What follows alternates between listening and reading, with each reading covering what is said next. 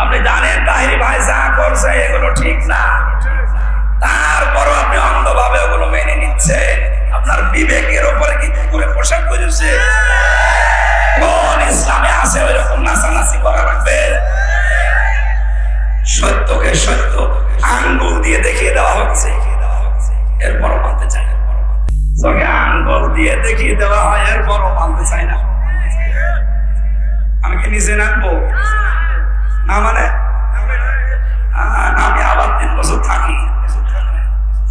তার মানে সত্যকে সত্য জানার পরও যারা মুখ ফিরিয়ে নেন, আপনি তো নিচে টের পাচ্ছেন। আপনি নেচ্ছেন কি জানেন? আপনি জানেন যে এটা সত্য কথা, কিন্তু আপনার দলের লোক না, আপনার বাবার মুরিদ না, এই জন্য আপনি মানতে চান। শায়েখ আহমদুল্লাহ বাংলাদেশের একজন 25 যশা আলেম, সর্বজন শ্রদ্ধাভাজন ব্যক্তিত্ব। সারা বাংলাদেশের দল মত নির্বিশেষে, এমনকি অন্য ধর্মের লোকেরাও তাকে পছন্দ করে। কারণ ইন্নাল্লাযীনা আমানু ওয়া আমিলুস সালিহাত সায়াজআলু লাহুমুর রাহমানু উদ্দা। ঈমান আনার পরে কেউ যদি সৎ আমল করে, ঈমান আনার পরে কোনো মানুষ যদি ভালো ভালো কাজের আঞ্জাম দুনিয়ায় দিতে পারে, সত্যিই তার ঈমানের দাবি অনুযায়ী সৃষ্টি জগতের ভেতরে তার প্রতি একটা মহব্বত আল্লাহ তৈরি করে দেয়। এটা শায়েখ আহমদুল্লাহর প্রতি আমরা অবশ্যই তাকে ভালোবাসি কোরআনের জন্য। কিন্তু ইদানিং কোরআনে কারিমের সবচাইতে বিরুদ্ধে যারা এই দেশে অবস্থান নিয়েছে, তারা আজ এই আলেমের বিপক্ষে উল্টাপাল্টা কথা বলছে। এজন্য আমরা তাদেরকে থেমে যাওয়ার জন্য বলছি। শায়েখ আহমদুল্লাহর কথার পেছনে যেভাবে দলিল আছে, আল্লাহ 14 গোষ্ঠী মিলে ওই দলিল দিতে পারবে।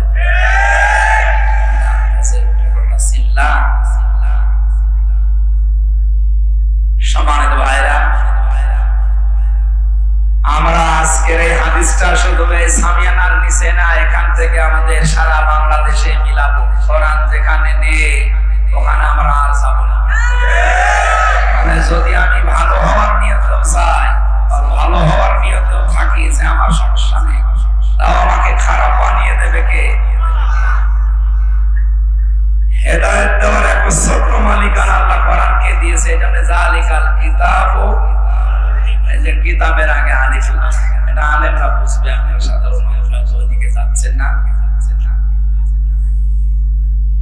পৃথিবীতে আমরা দেখি শ্বশুরকে মানুষ বাবা বলে না, বলে না? জায়েজ আছে, হারাম আছে।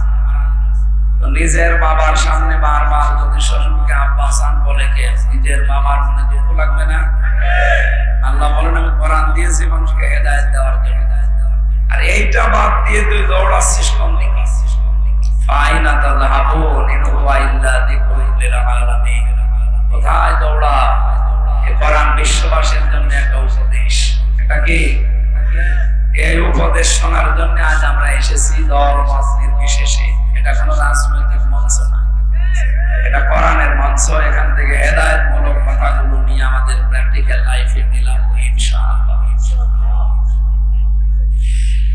বিশ্বনবী জানিয়েছেন, ইন্নাল্লাযী লাইসা ফি জাওফিহি শাইউম মিনাল কুরআনি কাল বাইতিল খরিব। যে মানুষের অন্তরে কোরআন নেই, কোরআনের আলো নেই, ওটা মানুষের হৃদয় না, ও তার গৃহ শয়তানের ঘর। মাওলানা আব্দুস সালাম আলেমদের হায়াতের তাজ্জেবা সিহাতে কুল্লিয়া কামনা করছি, আল্লাহ যেন দান করেন।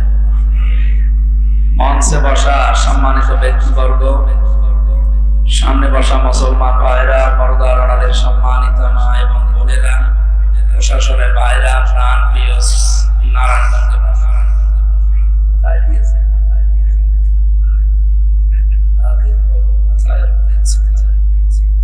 ঠিক আছে।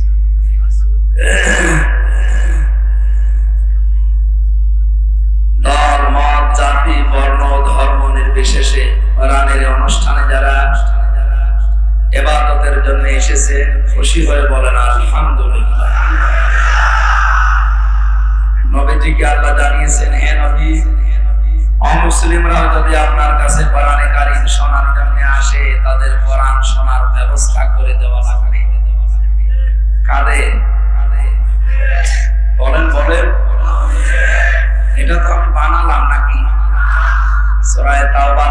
আছে। অমুসলিমরা যদি আসে আপনার কাছে কোরআন শোনার জন্য, তাদেরও ব্যবস্থা করে দেওয়া লাগবে।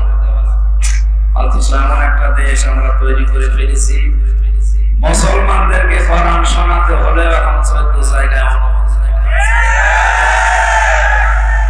এটা দুঃখজনক।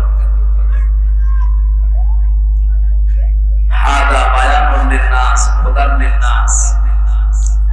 এই বর্ণনায় বয়ান শুধু মানুষের জন্য না, মানুষকে হেদায়েত দেওয়া। আল্লাহ পাক বলেন হুদান ওয়া রাহমাতান ওয়া মাউইযা। এর ভেতরে কত নির্দেশিকা আছে, মানুষকে গাইডলাইন দিতে পারে এরকম ক্ষমতা কোরআনের আছে। কথা বুঝতেছে? এই জন্য যালিকাল কিতাবু লা রাইবা ফীহি। এই যে যালিকাল কিতাব, কিতাবের আগে আলিফ লাম দিয়েছে। এখানে আরবি গ্রামার যারা বসে, আলিফ লাম 4 প্রকার। এখানে আলিফ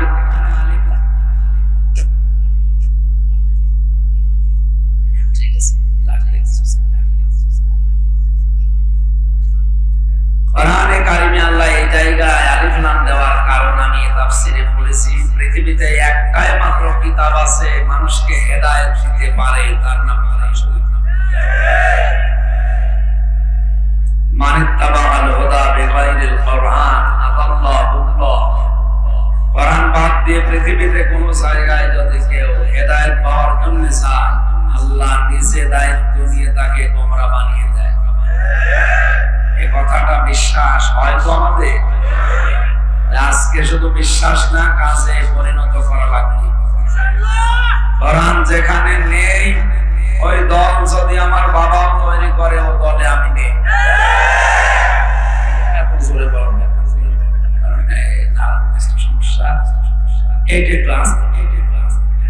আমরা এটা একটু জোরে বলতে পারি যে এই পীরের দরবারে কোরআন নেই, ওই দরবারে আমার নেই।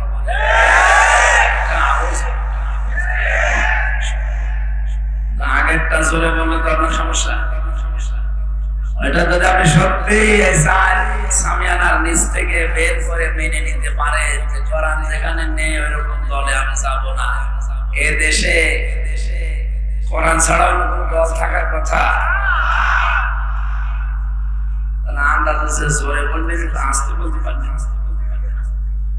এই জন্য যে কথাগুলো দেখবেন আমাদের গায়ে লাগতে পারে, আসতে বলবেন, তার মধ্যে যেটা বললে সমস্যা সেরকম নেই। কারণ যে দরবারে আজ কোরআন নেই, ওই দরবার থেকে মানুষকে গোমরা করার কথা আসতেছে। দেশে শরীফ পায় আমরা জানুয়ারি মাসে, আমি কোরআন রিসার্চ ফাউন্ডেশনের সদস্য ছিলাম। জেলখানায় যাওয়ার আগে 20 সালে জরিপ পেয়েছিলাম, এই দেশের 100 জনের 95 জন মানুষ কোরআন শরীফ পড়তে পারে না। বলেন তো নবীর হাদিস অনুযায়ী 100 জনের 95 জন মানুষের অন্তর আছে শয়তানের ঘর হয়ে গেছে। এজন্য কোরআনে কারীম নিয়ে আমাদের অন্তরকে মানুষের অন্তর বানানো লাগবে। আর আমি এই যাত্রা বাড়ি থেকে পর্যন্ত আসতে যতগুলো কোরআনের মার্কাজ মাদ্রাসাতে গেছি, বাংলাদেশে এরকম কম আছে। এগুলো চিন্তা যারা রেখেছেন তাদেরকে ধন্যবাদ জানাচ্ছি। বলেন আমি মান কোরআন খুব খেয়াল করে শুনবো, যেহেতু কণ্ঠটা বসা, খুব বেশি সময় কথা বলতে পারবো কিনা জানি না। আজকের তেলাওয়াত কিন্তু আয়াত একটা, এখান থেকে বাস্তবের সাথে মিলিয়ে তাফসীর আকারে কিছু কথা বলবো ইনশাআল্লাহ।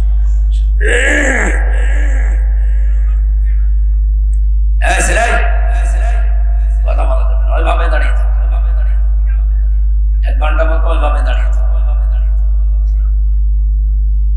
মান কোরআন কোরআন, যে ব্যক্তি কোরআন পড়ে কি করে। আমি একটা ক্লাস চলছে, এটা ছাত্রের মতো জবাব দেব। এখানে বন্দর না কি থানায় এসেছিলাম একবার 3-4 মাস আগে। ওখানে একটা ক্লাস নিয়েছিলাম, ইব্রাহিম নবীর 50টা পরীক্ষা ছিল, ওর উপরে কয়েকটা বলতে পেরেছি না। আজকে আমার আলোচনার বিষয়টা সাবজেক্ট মুক্তিপণ। কি বললাম? এই দেশে খুন আর গুম বেড়ে গেছে।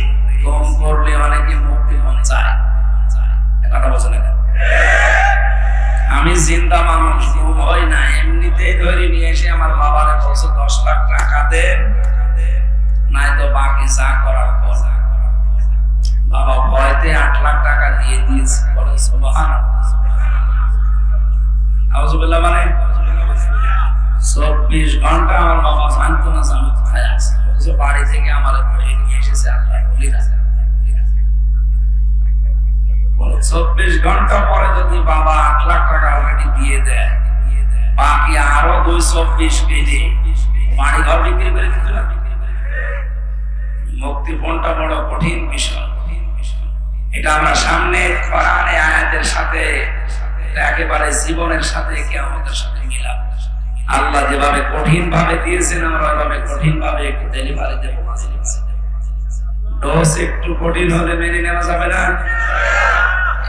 আল্লাহ যখন যে ফোর্সে বলে ওই ফোর্সটা দেওয়া লাগে। কিন্তু যেখানে আলাপতি লাগবে ওখানে মহামতি কিয়ামত পর্যন্ত গিলেও দেখা যাচ্ছে। হাদিসের প্রথম শব্দ হচ্ছে যে ব্যক্তি কোরআন পড়ে। কোরআন পড়া বলতে আমরা কি বুঝি? আজকে আমি আসরের নামাজ পড়েছি আমাদের এই তাহফিজুল কোরআন ইন্টারন্যাশনাল মাদ্রাসা, এখান থেকে আসর মাগরিব ইশারা পুরাটা ঘুরে ঘুরে দেখলাম। কোরআনে কারীম পড়ার ব্যাপারে এখানে যে বিষয়গুলো প্রিন্সিপাল সাহেবের সাথে দেখলাম, আল্লাহ তাআলা কোরআনে জানিয়েছেন আল্লাযীনা আতাইনাহুমুল কিতাবা ইয়াতলুনাহু হাক্কা তিলাওয়াতি। যাদেরকে আমি কোরআন দিয়েছি তারা আমার এই কোরআন হক আদায় করে তেলাওয়াত করে। কি আদায় করে? তাফসীরে মুনিরের ভেতরে এসেছে কেউ যদি হক আদায় করে পড়তে চায় কোরআন, 4টা শর্ত তাকে মানা লাগবে। আমি ওখানে 2টা পেয়েছি। কয়টা বলেন? 1 নম্বরে ওয়ারাত্তিলিল কোরআন তারতিলা। কোরআন পড়লে তার তিলের সাথে স্পষ্টভাবে থেমে থেমে পড়া। ওখানেটা আছে। শায়েখ কে ওনার নাম নেসার আহমেদ। ভালো মানুষটা, ওনার আচরণ আমার ভালো লেগেছে। ওনার পড়ার স্টাইল যেটা শুধু ওইভাবে পড়বে। ইন্টারন্যাশনাল হাফেজ গুলো সারা বিশ্বে মুখ উজ্জ্বল করছে। বাংলাদেশের যারা তার অন্যতম এই মাদ্রাসা। আমরা বলছিলাম ওখানে শুদ্ধ করে কোরআন পড়ানো হচ্ছে, তাসবিহের বিভিন্ন নিয়ম নীতি যেগুলো আছে। 2 নম্বর এটা বুঝতে হবে। দেখলাম বোঝার জন্য বিভিন্ন সিস্টেম উনি চালু করেছে। হয়তো কাঙ্ক্ষিত মানের ভাবে না হলেও হচ্ছে, ডেভেলপ হবে আস্তে আস্তে। 3 নম্বরে কোরআনে কারীমের হক হচ্ছে কোরআন নিজের জীবনে আপনি প্র্যাকটিক্যাল লাইফে মিলাবেন। যখন যেটা পড়বেন ওইটা জীবনে মিলাবেন। সূরা নাস আর ফালাকে 11টা আয়াত আছে। কয়টা? হযরতে ওমর যিনি জান্নাতের গ্যারান্টি পেয়েছিলেন দুনিয়ায়, এই লোকটা সূরা নাস আর ফালাক জীবনে সেট করতে তার সময় লেগেছিল 11 বছর। আমারে আপনি পড়তে দেন মাত্র 1-1.5 মিনিটে সূরা নাস ফালাক পড়ে আরো সময় বাকি থাকবে। আমার মনে হয় হযরত ওমর আমার মতো পড়তে পারতো না। হ্যাঁ, ওনার 11 বছর লেগেছে কেন? উনি যখনই পড়েছেন কুল আউযু বিরাব্বিন নাস, হে নবী আপনি বলেন আমি আশ্রয় চাই মানুষের রবের কাছে। কার কাছে? বলেন রব কি? হ্যাঁ, রব আল্লাহ। কোন জায়গায় আছে রব মানে আল্লাহ। রবের 19টা অর্থ আছে। প্রধানত তার প্রথম অর্থ রব মানে লালন পালনকারী। চাওয়ার আগে যিনি আমাদের চাহিদা পূরণ করে লালন পালন করেন তার নাম রব। নেই থেকে শুরু করে আস্তে আস্তে পূর্ণতায় যিনি পৌঁছিয়ে দেন আরবিতে তাকে বলে রব। তাকে কি বলে? আমি নেই ছিলাম, আমার মনে হয় এখন আমার 33 বছর বয়স। 34 বছর আগে হামজা নামে আমার নাম এই দুনিয়ায় ছিল। হালাতা আলাল ইনসানি হাইনুম মিনাদ দাহরি লাম ইয়াকুন শাইয়াম মাযকুরা। মানুষের জীবনে কি এমন সময় যায়নি যখন সে উল্লেখ করার মতো কিছু ছিল না? সে সময়টা আমার জীবনে 34 বছর আগে। কয় বছর? বাবার স্ফলিঙ্গ দিয়ে দ্রুত গতিতে এক ফোঁটা নাপাক পানি বের হয়। বিজ্ঞান প্রমাণ করছে এক এক ফোঁটার ভেতরে 40,000 হামসা বানানোর ক্ষমতা আল্লাহর থাকে। ফালিয়ানজুরিল ইনসানু মিম্মা খুলিকা মিন মাইন দাফিকিন ইয়াখরুজু মিন বাইনিস সুলবি ওয়াত তারাইব। মানুষ কি নজর করে দেখে না কি জিনিস দিয়ে তাকে আমি বানালাম? বাবার এই নাপাক পানিটা মায়ের রেহেমের ভেতরে যাবার পর 40 দিন এভাবে পাল্টাতে থাকে। এই পানিটা দিয়ে আমি আল্লাহ 4টা জিনিস তৈরি করি, চুল, রগ, হাড় আর পর্দা। মায়ের রেহেমের ভেতরে যে নাপাক পানিটা ছিল এইটা দিয়ে আরো 4টা জিনিস আমি বানাই, রক্ত, গোশত, চর্বি আর চামড়া।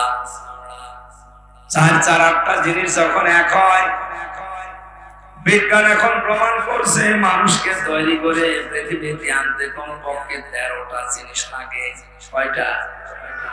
আপনার মার বাবা মিলে দিয়েছিল কয়টা? 8টা। বাকি আছে, বলেন বলেন।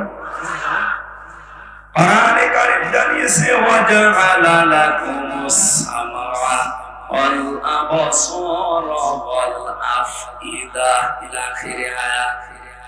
সূরা নাহাল 14 নম্বর পারা 14 নম্বর পৃষ্ঠার 14 নম্বর লাইনের 78 নম্বর আয়াতের শেষের দিকে আছে। তাফসীরে ফি জিলালিল কোরআনে পাবেন।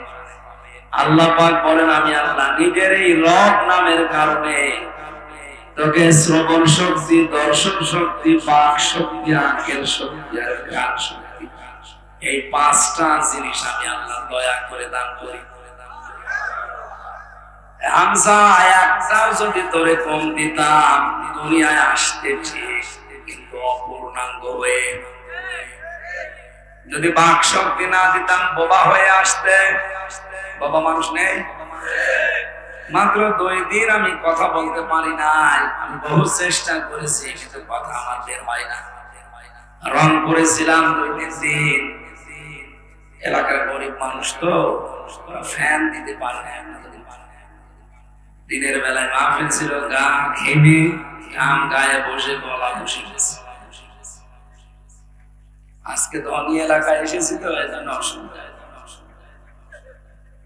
ওখানে থাকার পর 2 দিন গলায় এমন বসা বসেছিল, চিকিৎসা সব রকমের আছে, সে যা বলেছে তাই না।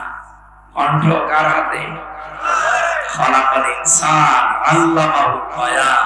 মানুষ আমি বানিয়েছি আর কথা বলা আমি শিখিয়েছি। বিজ্ঞান এখন জানিয়েছে যে কয়েক ইঞ্চি জায়গা গলার ভেতরে এক একটা কথা তৈরি হতে 27টা ধাক্কা লাগার পর একটা কথা তৈরি। কোরআন আর হাদিস জানিয়েছে প্রত্যেকটি জায়গায় এক একজন করে ফেরেশতা বসে আছে। এই স্তরে স্তরে ফেরেশতারা এর কাছ থেকে ওর কাছে, ওর কাছ থেকে ওর কাছে নিয়ে 27 নাম্বার স্তরে দেওয়ার পর একটা কথা তৈরি হয়ে এই মুখ দিয়ে বের হচ্ছে। আল্লাহ মনে হয় ফেরেশতাদেরকে বলেছিল হামজাকে এই দায়িত্ব পালন করার দরকার নেই, তোরা একটু রেস্টে থাক। আমার যে কি অবস্থা ছিল এই 2 দিনে। বাংলাদেশ থেকে বিদেশ থেকে যত মোবাইল এসেছে সারাদিন এর দিয়ে ধরিয়েছে। আর রাতের বেলা বের হয় না যতটুকু না পারলে না এভাবে গতকালকের মাহফিলটা বন্ধ করে দিয়েছিলাম, হয়নি, কণ্ঠে পারেনি। এর আগের দিন টাঙ্গাইলে খুব কষ্ট করে ঘটাকারীর কথা বলেছি, আর আজকে একটু হালকা হালকা বের হচ্ছে। আল্লাহ যদি বাক শক্তিটা না দিত 2 দিনে আমার যা মনে হচ্ছে কি হয়তো আপনি টের পাচ্ছেন না। দর্শন শক্তি আল্লাহ দিয়েছেন দয়া করে। এই পাশের জেলা কুমিল্লা 17 সালে একটা মাহফিলে আমি খাবার খাচ্ছি, আমি বন্ধের পাশে বসে, হঠাৎ বিদ্যুৎ চলে গেল। আমরা চিল্লা পাল্লা করছি, লোকটা আমার হাত চেপে ধরে বলছে, মাত্র 2 মিনিট কারেন্ট চলে গেছে, আপনারা চিল্লাচ্ছেন, অথচ আজ 40 বছর আমার জীবনে কারেন্ট নেই। আমি তো চিল্লালাম না, আমি ছোটবেলায় দেখতে পেতাম। এরপরে একটা অসুখ হওয়ার পরে আমি অসুস্থ হয়ে আমার চোখ 2টায় হারিয়েছি। এই 40টা বছর আমি দুনিয়া কি কিছুই জানি না, দিন রাত আমার কাছে সমান মনে হয়। ওই দিন আমার আর একটা তথ্য দিয়েছিল, চোখ যাদের আছে তারা তো দেখে দিনের বেলায়, ঘুমিয়ে থাকে তারা স্বপ্নে দেখে। আমরা যারা অন্ধ, দিনের বেলা রাতের বেলা তো দেখি না, ঘুমিয়ে থাকলেও কিছু দেখি না, শুধু একটা আওয়াজ শুনি। ওই দিন আমি বুঝে ফেলেছি জানলাম আমারে কি দিয়েছে। রমজানে আমি ওমরা হজে ছিলাম, একটা ভিডিও দেখাচ্ছিল, ওখানে মাত্র 11 বছর বয়সের একটা কোরআনের হাফেজ অন্ধ বিচারক জিজ্ঞাসা করছে, তুমি তো এতগুলো দেশের ভেতরে ফার্স্ট হয়েছে, এত সুন্দর তেলাওয়াত, চোখ নেই, তোমার আফসোস লাগে না? আল্লাহর পথে তোমার কোনো অভিযোগ নেই? ছেলেটা বলছে, ওস্তাদ কোনো অভিযোগ নেই, আমি আরো আনন্দে আছি। আনন্দে আছে মানে চোখ নেই, এরপরে আনন্দে আছে মানে কেবল তোমার জীবন শুরু। সারাটা জীবন এভাবে অন্ধ হয়ে থাকা লাগবে, একটা বারের জন্য আল্লাহর প্রতি কোনো অভিযোগ অনুযোগ তোমার আসে না যে আল্লাহ তোমার চোখ দিলি না কেন, আমি তো খারাপ কাজে বের করেছি। আমার কোরআন আমি অলরেডি 11 বছর বয়সে অন্ধ মুখস্থ করে ফেলেছি, চোখটা দিলে আমি আরো এগিয়ে যেতে পারতাম।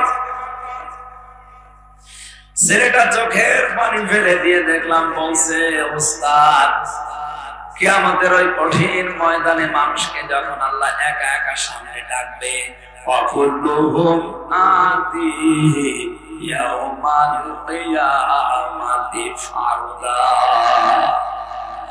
সূরা মরিয়মের 95 নম্বর আয়াতে আল্লাহ জানিয়েছে, কিয়ামতে প্রতিটি মানুষকে আল্লাহ ডাকবে স্রেফ একা একা। কয়জন করে আল্লাহ তার নিজের সামনে ডাক দেবে হামজাকে। এই 33 বছর জীবনের সুম্মালা তুসালুনা ইয়াউমা ইসিনা জীবনের প্রতিটি নিয়ামতের পুঙ্খানুপুঙ্খান হিসাব দিয়ে তারপরে সামনে যাওয়া লাগবে। ছেলেটা বলে, বিচারপতি বা বিচারক, উস্তাদ, আল্লাহ যদি আমাকে কিয়ামতে ডাক দিয়ে বলে, আব্দুর রহমান তোর পা থেকে মাথা পর্যন্ত একটা একটা করে নিয়ামতের সওয়াব দে, পা থেকে শুরু করে মাথা পর্যন্ত আসতে যখন চোখ পর্যন্ত আসবে, আল্লাহকে অন্তত ডাক দিয়ে বলা যাবে, রব্বুল আলামিন তুমি তো আমাকে সব দাওনি, দুনিয়া কি আমি কিছুই জানি না, মায়ের পেট থেকে আমি অন্ধ, আজকে তুমি আমার সুখের দিকে তাকিয়ে মাফ করলা। এই ছোট 11 বছরের ছেলেটার চিন্তা ভাবনা আমাদের চিন্তা কোথায়? আকাশ পাতাল পাল্টানো। কোরআনে কারিমের সূরা নাহলের এই 78 নম্বর আয়াতের তাফসীর পড়ার পর আমি দেখেছি আল্লাহ পাক নিজের পক্ষ থেকে যে 5টা জিনিস রব নামের কারণে আমাকে দান করেছেন, একটাও যদি কম দিত কিয়ামত পর্যন্ত আমি অপূর্ণাঙ্গই থেকে যেতাম। কবরে যাওয়ার পর মানুষ বলতে এটা খানার কবর, বলেন এটাই ন্যাংরার কবর। কবরে গিয়েও শান্তি পেতেন না, মানুষ গালি দিয়ে ডাক দিত না, তো মানুষ চিনত না। যদি বলতো এটা হামসার কবর, কোন হামসা? ওই কানা হামসা।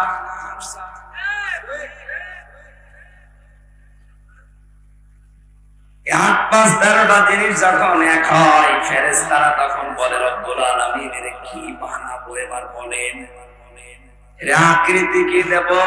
ওয়াল্লাযী ইউসাউবিরুকুম ফিল আরহামি কাইফা ইয়াশা। তিনি সে আল্লাহ যিনি মায়ের পেটের ভেতরে তোমাদের আকৃতি তৈরি করেন, এটা ছেলে বানাবে না মেয়ে বানাবে সিদ্ধান্ত দেয় হামজা। কে বলেন বলেন?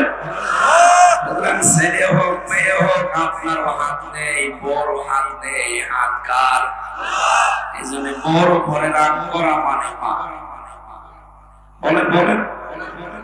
কেউ যদি জেনে শুনে আল্লাহর উপরে রাগ করে ওর ঈমান আর থাকলে, এরকম মূর্খতা যদি এলাকায় কেউ করে থাকেন তওবা করে ফিরে আসবেন।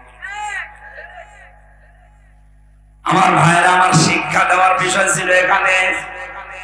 হযরত ওমর একটা একটা করে ভাবে মিলাতেন। রব মানে প্রতিপালক, রব মানে আইনদাতা। আমার 3.5 হাত বডির ভেতরে দেখি তো আল্লাহর আইন চলে কিনা, আমার পরিবারে আল্লাহর আইন আছে কিনা, আমার রাষ্ট্রে আল্লাহর আইন আছে কিনা, এগুলো মিলিয়ে মিলিয়ে 19টা যখন কোরআন মিলাতে পারতেন তখন বলতেন মালিকিন নাস। এই কারণে তার নাস পালন করতে লেগেছে 11 বছর, আর আমাদের লাগে 1.5 মিনিট। কোরআন পড়ার অর্থ আমি তাহফিজুল কোরআনে আজ 2-3 ঘন্টা সময় ব্যয় করে যেটা বুঝলাম, শুদ্ধ করে পড়ার নিয়ম আছে, কোরআন বোঝারও সিস্টেম চালু করছে, কিন্তু এটা আমার প্র্যাকটিক্যাল লাইফে মানা লাগবে। হযরত ওমরের মতো এভাবে সেট করে করে এই সিস্টেম আজ অনেক জায়গায় নেই, আর আমরা অনেকে জানিও না এটা। বসে বসে আমি তেলাওয়াত করছে সকালবেলা ফজরের পর, ওয়ালা ইয়াহুদ্দু আলা তাআমিল মিসকিন।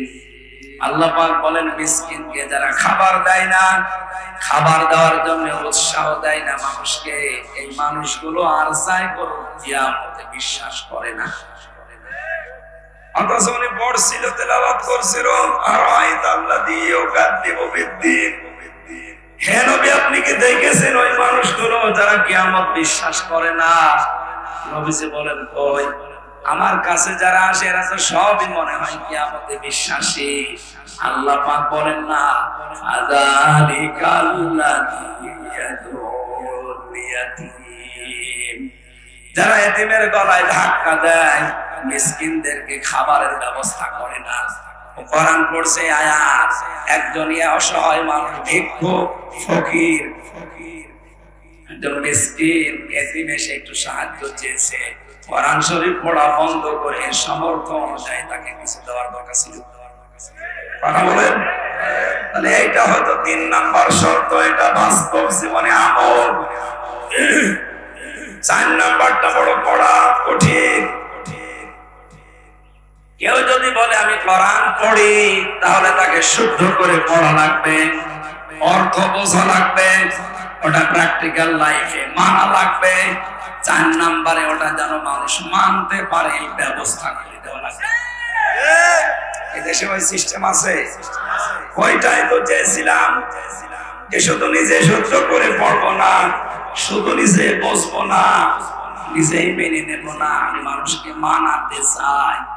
এরকম একটা ব্যবস্থা, এরকম একটা পরিবেশ তৈরি করতে চাই। এই কারণে 3 বছর ছেলে আমি। কোন কারণে আপনি ছেলে আমারে রাখলেন বলেন? আমি কি আপনার মেয়ের দিকে তাকিয়েছিলাম? বলেন। এই গল্প বলছেন বন্ধ করেন না কেন? কোরআন পড়ার যে 4টা শর্ত বললাম, আমি সহ যারাই আছি, আল্লাহ আমাদেরকে আমাদের প্র্যাকটিক্যাল লাইফে এই 4টা শর্ত মেনে কোরআন হক আদায় করে পড়ার তৌফিক দিন। আমিন। দ্বিতীয় শর্ত কি? ফাস্তাযহারাহু, যে ব্যক্তি কোরআনকে ইজহার করে, ইজহার মানে না, ইজহারের 99টা অর্থ আছে। ইজহার মানে স্পষ্ট করা, ইজহার মানে দাঁড় করানো, ইজহার মানে বিজয় করা, ইজহার মানে কায়েম করা, ইজহার মানে প্রকাশ করা, ইজহার মানে জানানো।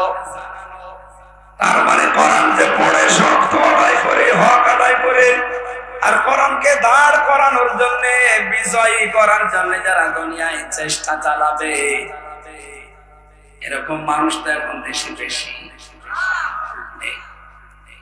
আর এই কথা বললে অনেকে রাজনীতি মনে করে মন খারাপ করে। কোরআন বিজয়ী করা লাগবে, কোরআন কায়েম করা লাগবে, প্রতিষ্ঠিত করা লাগবে। কথা শোনার পরে যদি কারো কাছে রাজনীতি মনে হয়, এটাই রাজনীতি। যদি কার মন খারাপ হয়, কসম করে বলছে সূরা মুহাম্মদ 9 নম্বর আয়াত, যালিকা বিআন্নাহুম কারিহু মা আনজালাল্লাহু ফাআহবাতা আমালাহুম। আল্লাহ কোরআনে যা নাযিল করেছে মানে না এমন না। যদি কেউ কোনো বিধান শোনার পরে মন খারাপ করে, সঙ্গে সঙ্গে ফাআহবাতা আমালাহুম, ওর পেছনের সব ভালো কাজ আল্লাহ নষ্ট করে দেয়। এই আয়াত অনুযায়ী আমি এই চোখ দিয়ে দেখতে পাচ্ছি বাংলাদেশের 100 জনের 85 জন মানুষের আমল নষ্ট হয়ে গেছে। 85 জন বললাম কেন না জানি, আমি আবার ওর ভেতরে আছি কিনা আল্লাহ জানে। কোরআনের কথা মেনে নেওয়া স্বতঃস্ফূর্তভাবে তো দূরের কথা, কেউ যদি শুধু মন খারাপ করে মানা যায়, আপনার পেছনের সব কাজ আপনার ধ্বংস করে দিয়েছে।